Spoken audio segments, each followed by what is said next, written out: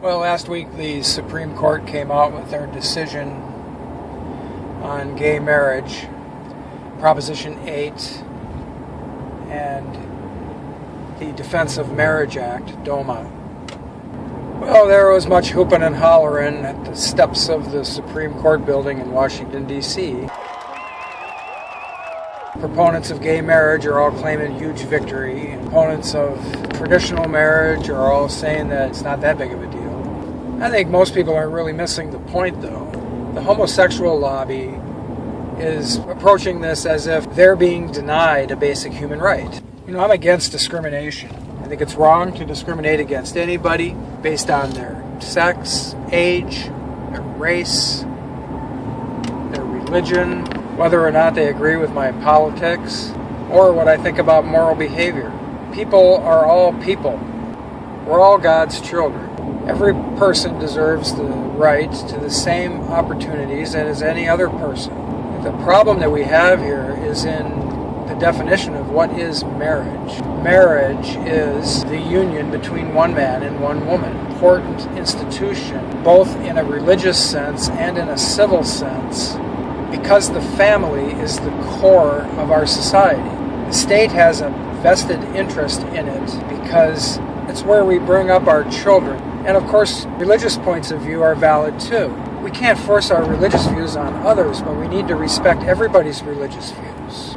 My religious view is that sexual activity outside of marriage is a sin. It's wrong. But to discriminate against somebody for not agreeing with my religious views is also wrong. But is it really discrimination to say somebody can't do something that can't be done? Mustard may really want to be ketchup and say that it's just not fair. Everybody likes ketchup better than mustard, and I don't want to be mustard anymore. I want to be liked like ketchup, so I want to be ketchup.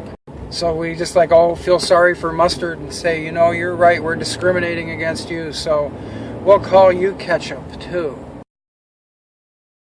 It is important for government to recognize marriage. It has a vested interest in it because we have proven through psychological and sociological research that most beneficial situation for children get the best chance at life.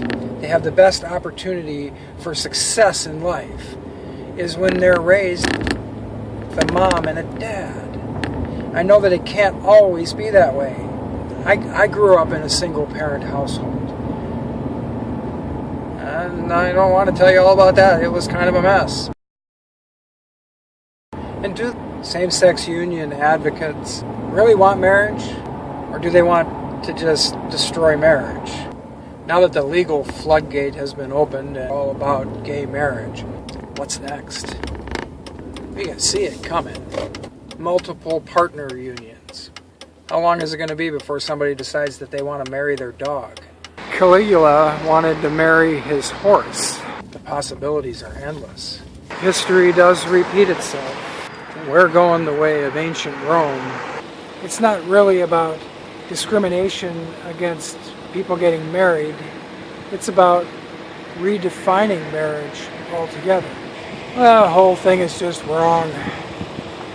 You can call grass orange all the livelong day. It's still green. And mustard is still mustard. It can't be ketchup, even if it really wants to be. Have you heard the argument that gays should be allowed to get married because same-sex attraction is not unnatural? That there are all kinds of examples of animals that exhibit homosexual behaviors. Now, when was the last time you saw a monkey get married? There's just something that's fundamentally different about human beings compared to animals. Wolves may howl at the moon, but I doubt if they wonder who made it. I know that gay marriage advocates, they think they've won because of this Supreme Court ruling, and it may appear to be so, but no matter what, you can't make something that's not true, true. Because marriage is what it is. And you cannot make it something that it's not, just because you want it to be that way.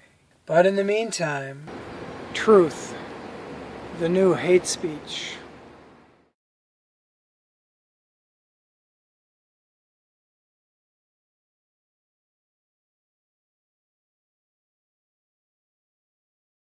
This has been a Sunfish production.